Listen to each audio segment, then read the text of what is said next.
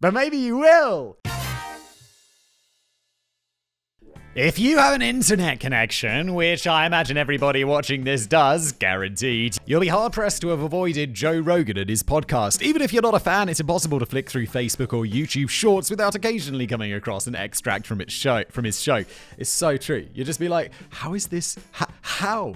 It's like Andrew Tate a year ago, where I'd be like, I've never clicked on any of your videos, Andrew, and I have zero interest in human trafficking or whatever else you're up to.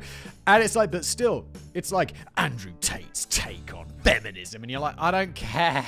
I don't care. So just some people just have this mega viral ability, which I wish I had, to be honest. Not in like the Andrew Tate way, though. That's dangerous. It's dangerous. It's what you like. It's what you die for to live this life. Even my own YouTube feed, Dave's YouTube feed, who wrote this, I read it, obviously, which is usually taken up with shorts that I wrote, occasionally throws me an interesting nugget of his work. Just in case you are somehow unfamiliar with the most popular podcast on the planet, here is a description from Castos.com. Ah, yes, Castos.com. That famous, reliable source, Dave. What the f*** is Castos.com?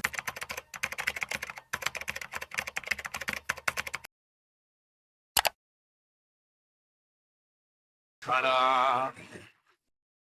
The Joe Rogan Experience is a popular podcast hosted by comedian and UFC commentator Joe Rogan. It features long-form conversations with a wide range of guests, including actors, scientists, authors, politicians, and more, covering topics such as science, culture, politics, and current events. The show has a casual and conversational tone, often exploring controversial or unconventional ideas, and has gained a large and dedicated following since its inception in 2009.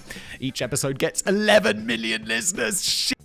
Oh, that's a lot. Jealous? Easily making it one of the most popular podcasts. Blah, blah, blah. Dude, could this website write a more boring podcast description? You're jealous. I wouldn't, if I was writing not a catchphrase, but like a description for a show, it would not be this boring. And it's Joe Rogan. It's like the most popular one in the world. How hard is it to write something interesting? I felt bored reading that. Just before we continue with today's video, I've got to tell you about our fantastic sponsor, Squarespace, the all-in-one website platform for entrepreneurs from beginners to seasoned pros. Look, no matter how busy you are, Squarespace makes it easy to create a stunning website, connect with your audience, and even sell your products or services, all under your control. Now, let me share with you some Squarespace features that I absolutely love. First up, this Fluid Engine. It's like a magic wand for your website design. Look, I am no tech whiz. I am no design whiz. But with Squarespace's drag and drop magic, I managed to make a beautiful website with almost no effort. A couple of hours, maybe. Half an afternoon. Unleash your creativity without breaking a sweat, just like I learned to. You can do it all in one place. Next, the Squarespace extensions. They connect your website to third-party tools, which means your website functionality is limitless. No more, I wish my site could do that, but it can't. It can! With Squarespace. And Squarespace now has courses. You can create and sell an online course. It's amazing. A professional layout, custom videos, and thanks to Fluid Engine, it looks amazing. And here's the best part. You can set the price. One-time fee, subscription, whatever you want. Share your knowledge and make it work for you with Squarespace courses. Ready to create your own online presence? Go to squarespace.com/blaze for a free trial. And when you're ready to go big, use the promo code BLAZE to save 10% off your first purchase of a website or a domain.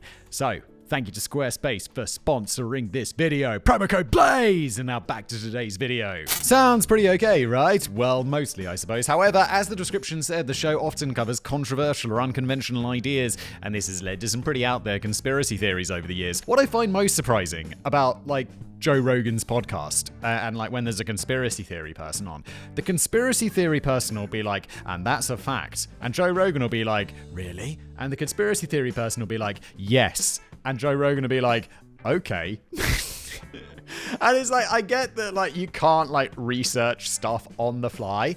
But can't you be like, what's that guy who sits in the back? Andrew or whatever. Yo, Andrew! Andrew! Is that true?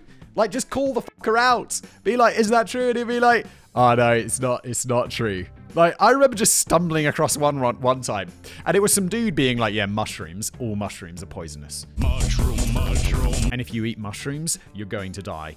And Joe Rogan's like, oh my God, what? Really? And the guy's like, yeah, I can't say anymore. And it's like, I feel like I'm just having a discussion with an idiot family member, you know, just like someone who's like, what are you talking about? You're like seeing a Christmas dinner with like 20 people and some like random person just pipes up being like, oh, I don't eat mushrooms. It's like, why not? John? Oh God, I actually have a family member called John. I just tried to pick a random name. No offense, John. Just anyone random. Like, just choose a random name. I'm trying to think. I have a large extended family. I'm trying to think of generic names that my family don't have, and I'm coming up dry. Hercules. Perfect. Hercules? What are you talking about? It's like, oh yeah, mushrooms, they're all poisonous. And you're like, oh, fucking Hercules, classic. But this was on a big show with millions of viewers, and some guys just piping off about how you can't eat mushrooms, and you're like, what the fuck's going on? And Joe Rogan's just like, yeah, bro. What the fuck? While conspiracy theories seem to take up a large majority of the internet nowadays, when your show is receiving an average of 11 million listeners per episode, it has the potential to influence a lot of people very quickly. Although Joe Rogan, unlike a lot of other people, seems to be happy to adapt his views in the face of evidence, which is a very good thing, many of his listeners are not as flexible with their thinking, and so this immensely powerful platform has the potential to do genuine damage. In today's episode, we shall take a look at some of the more crazy conspiracy theories that have gained a huge amount of traction simply because they appeared on the Joe Rogan Experience. And I have to say, like, as much as I just dumped on Joe Rogan for the whole mushroom thing and just being like, yeah, bro, okay.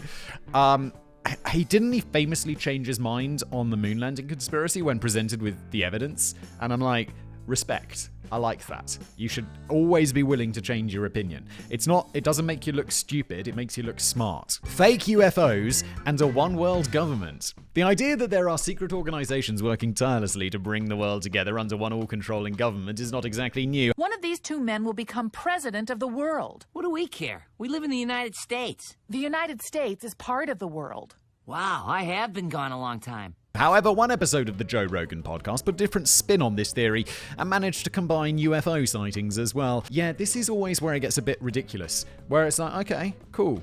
Yeah, but, you know, you believe in one conspiracy theory, but why do you believe in all the others? And that just says to me your brain is more wired to believe conspiracy theories rather than you've uncovered, like, serious evidence of one particular thing. Because, like me, as a hyper-rational person, I'll be like, if I discovered evidence that UFOs were real, I'd be like, holy fucking shit, UFOs are real. I mean, like, actual alien UFOs, you know, like green lizard people or whatever. I'd be like, shit, they're actually real. That doesn't make, like, 9/11 an inside job. And I don't know why it does for so many conspiracy theorists. It's like, I'd spend no time focused on the other conspiracy theories, like 9/11, because I'd be like, bro, aliens are fucking real. Like, we need to focus on this right now. That's the only thing. Eddie Bravo, whose Wikipedia page describes him as an American martial arts instructor, podcaster, stand-up comedian, and musician. Well, that sounds like exactly the sort of guy we should listen to about one world governments, doesn't it? A musician, comedian, podcaster, instructor. It sounds like you should... I am more qualified than this person, and I'm not qualified at all.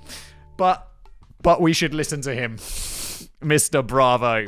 Bravo on managing to achieve such notoriety as being on Joe Rogan and talking about a one... What the fuck's going on? Morgan is off the fucking chain! After vehemently complaining that he is frequently attacked because he does not trust the word of criminals, more specifically, the words uttered by the government, all of which is corrupt. And he went on to say the following: Werner von Braun successfully faked 6 moon landings for the United States government. On his deathbed, he told his assistant that the fake alien invasion is coming. No, he didn't! Like, I know that didn't happen, or I know at least there's no evidence that happened, because I must have made like 70 videos about Werner von Braun, and I feel like that coming up would be something that, you know, I would remember. I wouldn't be too sure about that.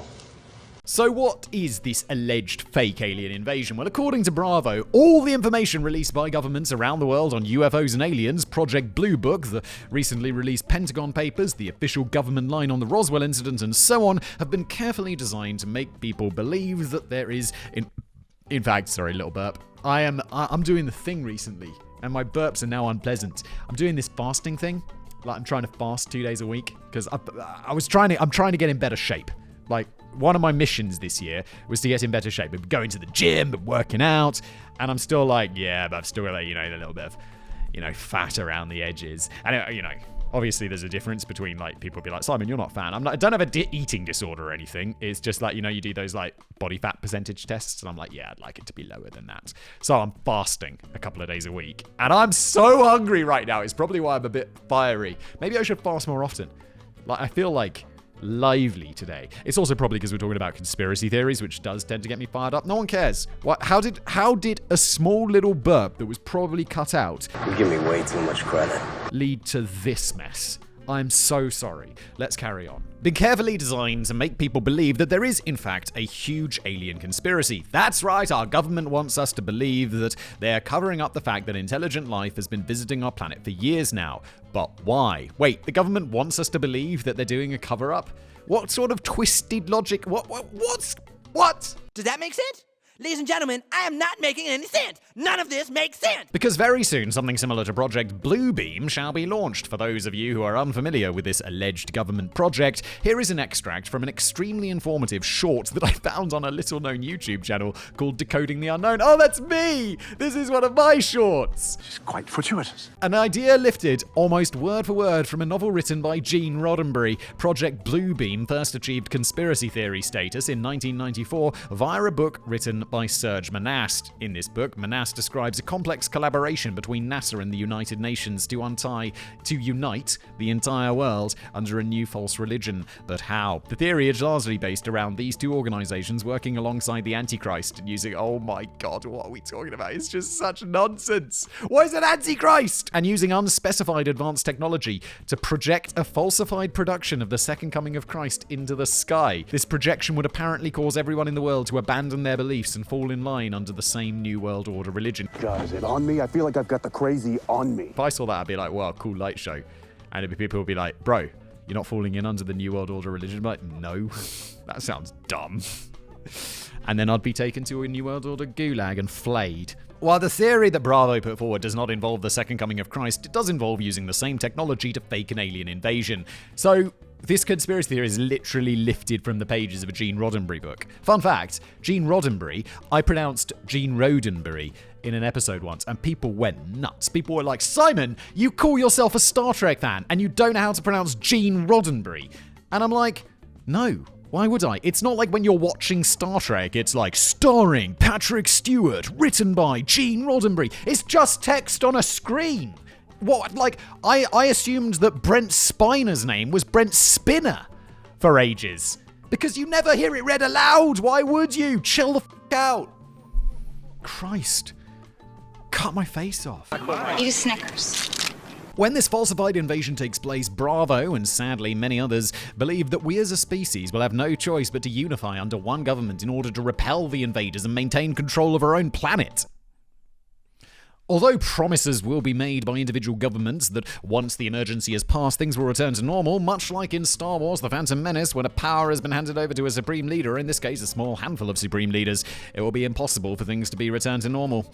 There's a cultural reference I don't get. I have no idea what you're talking about. I assume it's got something to do with Jedis or some shit like that. Yes, but of course that's just the sort of blinkered Philistine pig ignorance I've come to expect. Even if the common people finally wake up and realize that they've been deceived and the entire alien invasion was a hoax, it will be too late. When Rogan asked his guest whether or not he was concerned about voicing such opinions, Rogan says, "Do you worry that if we start to get alert to things and people start to become aware that something is going to happen to us?" Bravo said, "For sure, everyone is susceptible to being suicided if they have a big enough mouth." Now, there are a few things that I'd quite quickly like to unpack here. Firstly, this episode was put out about 5 years ago. Obviously, if your theory is that close to the truth and you take it onto the world's most popular podcast, you'd think, well, powers that be would have taken the opportunity to remove you by now. Yeah, you're gonna get suicided. Like, you're like on there being like, oh yeah, people would definitely get suicided if they voice what I'm talking about. If they voice what I'm voicing on the largest podcast in the world. Let me guess, Eddie Bravo, you're still alive.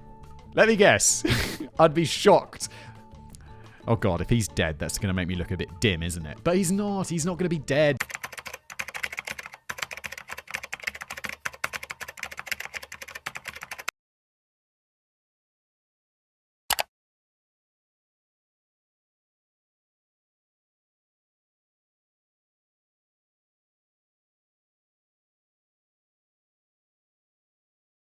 You got lucky this time, bitch. Secondly, while I applaud his universal skepticism when it comes to all information sources, he is, shall we say, more than happy to cherry pick from government information when it suits his needs. For example, at the beginning of the section when he talks about not believing anything the government says, he likens accepting their word on anything to taking the word of John Gotti, the former head of the Gambino crime family, who Bravo described as a shady gangster type who killed people. While I broadly agree with this somewhat simplified description, in order to have come up with it, Bravo has presumably accepted the word of both the FBI and the government-controlled court system that found him guilty. Very nice, Dave. I like how you did that. A+, matey. A+ for you. This is the very same government that he claims to not believe on any matter whatsoever. I'm not sure if I'm being overly pedantic about this, you're not, but surely you can't have your cake and eat it too when it comes to this sort of thing. The West Coast fires were started deliberately. Wait, that doesn't seem unreasonable. Like, aren't like big fires and stuff like often the result of like people doing arson and shit? Because people are maniacs. Wildfires are an unfortunate fact of life. If you live anywhere where it's really dry and there's an abundance of flammable material, there's always a risk that some of that material will catch fire and carnage will quickly spread. This is fine. I'm okay with the events that are unfolding currently. Even something as simple as an improperly extinguished cigarette can lead to huge areas being completely devastated by fire. Wait, I thought cigarettes were now made like safer. So like if you, or is, oh wait, no, I'm thinking like people used to, the house fires used to be a bigger thing, right? Because people would smoke in bed and then they'd drop their cigarette as they fall asleep and then they'd be like, ah! Well, that was a tad dramatic. Just a bit overly dramatic, wasn't it? But you know what I mean. And now like if you drop it, I think it doesn't like set your whole house on fire because it's really flammable proof.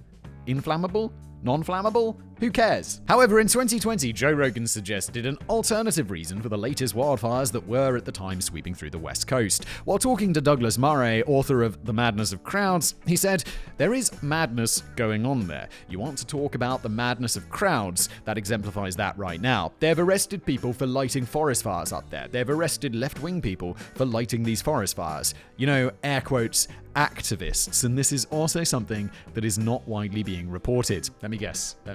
There were no arrests. Also, why would someone be like, you know what I'm going to do to further my political cause? Set a massive fire and indiscriminately burn down.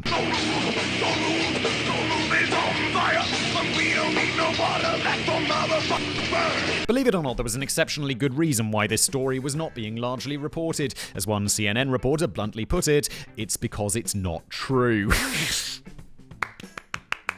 I'm sure you all are aware by now, just because something isn't true doesn't mean it won't spread across the internet like, well, wildfire.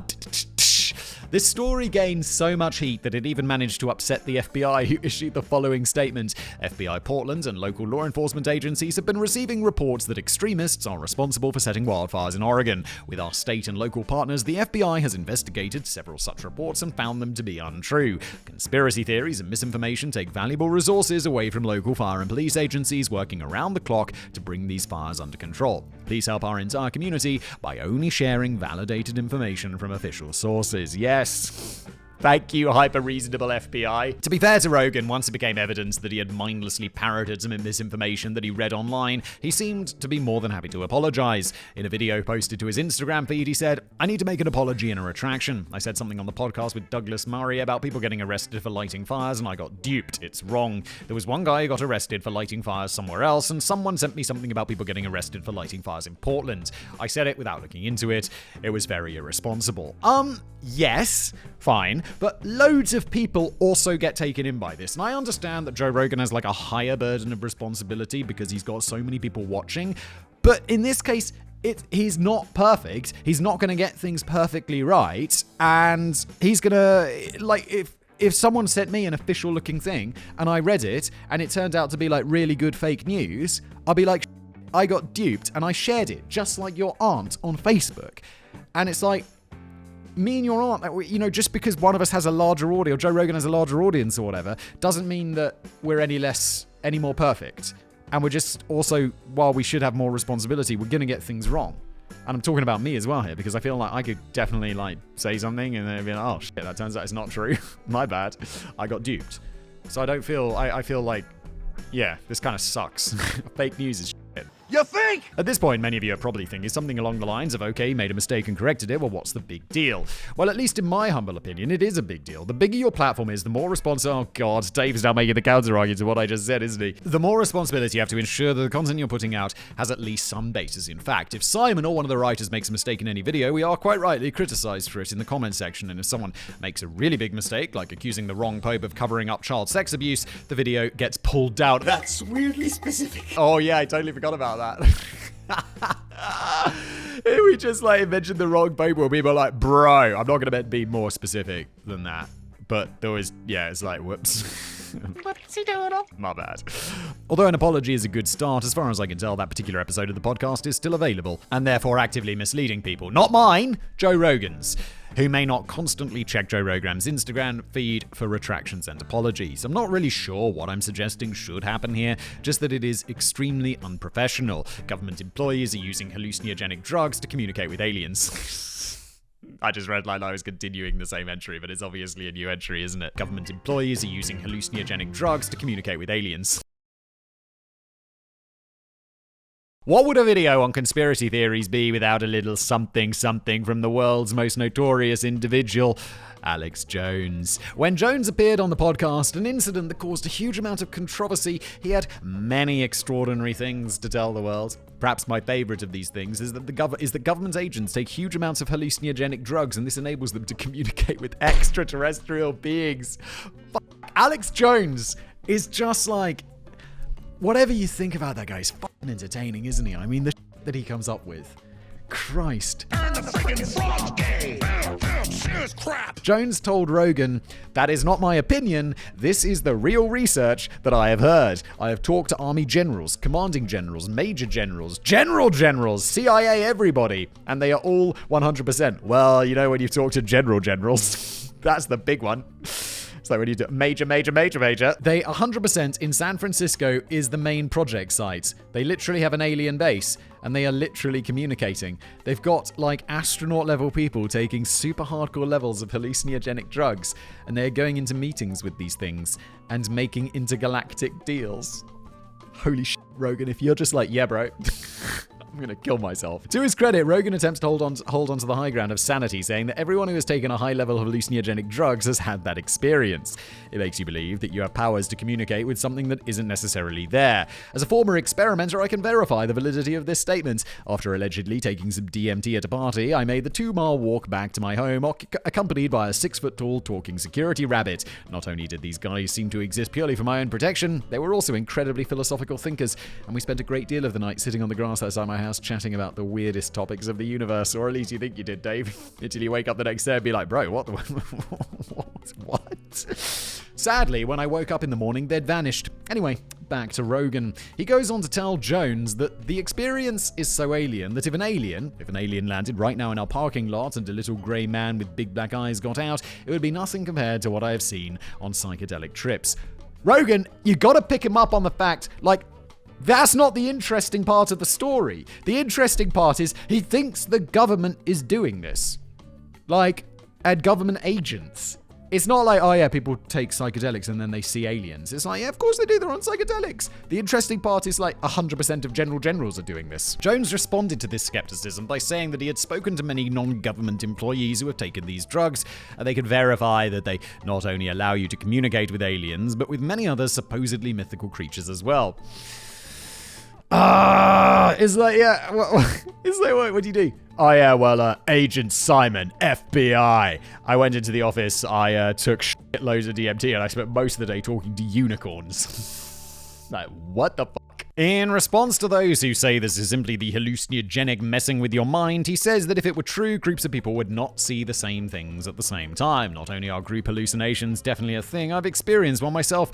In the short version of the story, I took some LSD at a party once with a group of friends. About half an hour later, I went out into the garden to have a cigarette with those same friends. As we smoked, one of the guys suggested that it might be fun to go for a walk in the woods behind the house. The party was not exactly a banger, and we all agreed and set off. After a short walk, we discovered a lake and a small boat which kept us entertained for about an hour. When playing in the boat was no longer interesting, we returned to the house and rejoined the party. Imagine the surprise we all felt when in the morning we realized that the house was in the middle of a council estate and there was not a single tree for miles around, let alone a lake. That's fucking mental. Because you'll be like, oh my God, look at that boat. And your mind's like, yeah, there is a boat. Drugs.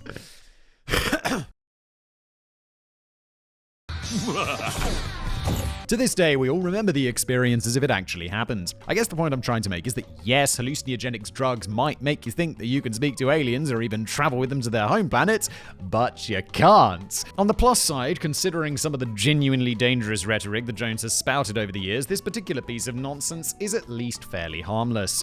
Why don't you call him out about the government? Just be like, I don't think the FBI is doing that. Like, show me the evidence that you've read.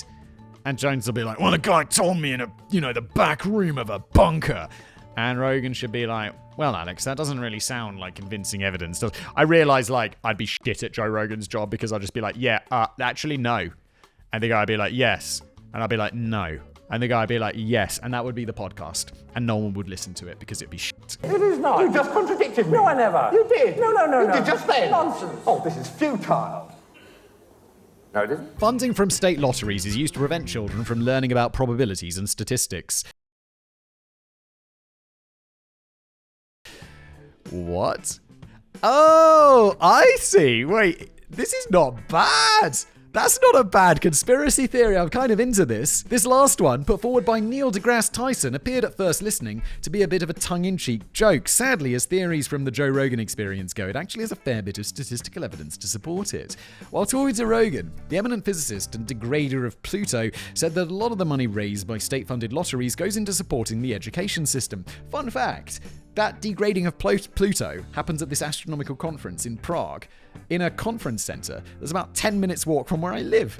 And I'm like, oh, what a weird coincidence.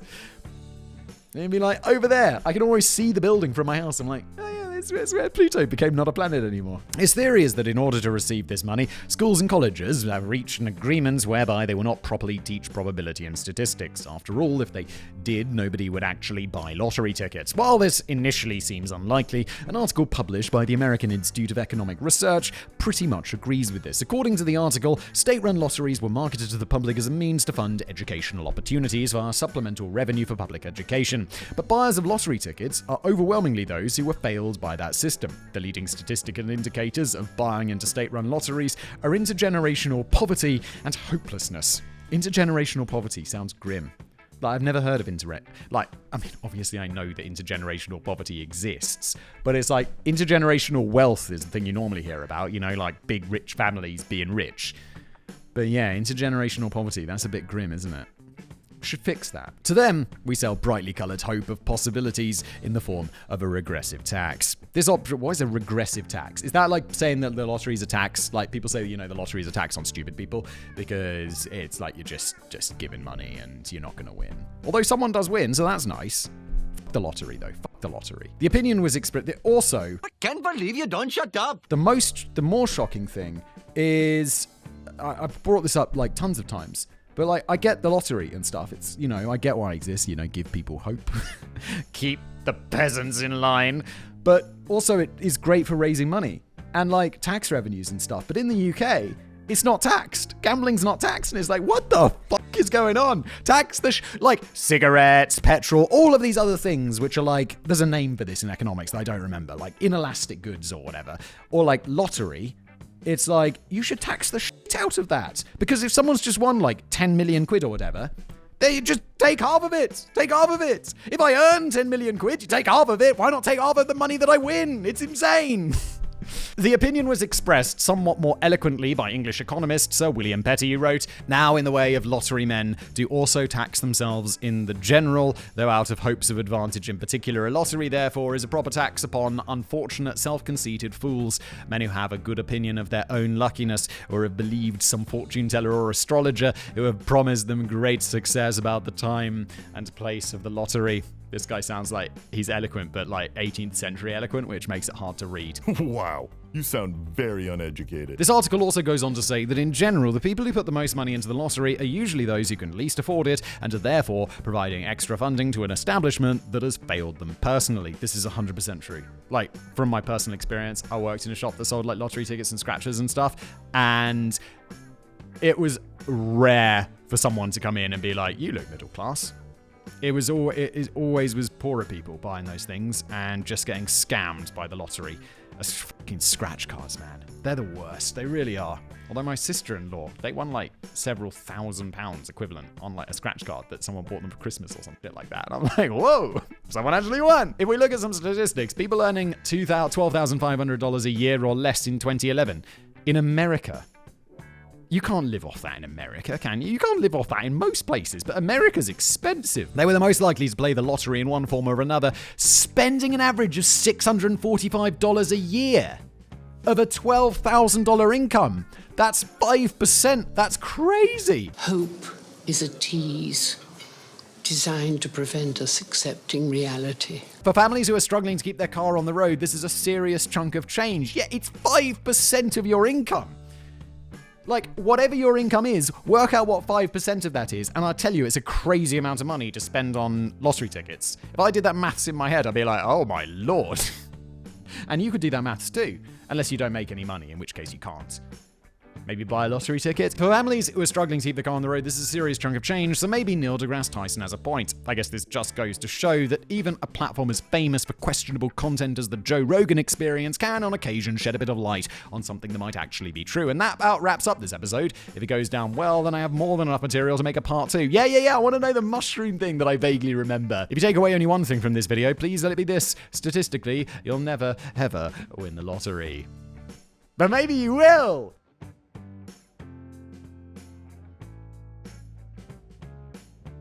Oh god, I actually have a family member called John. I just tried to pick a random name. No offense, John.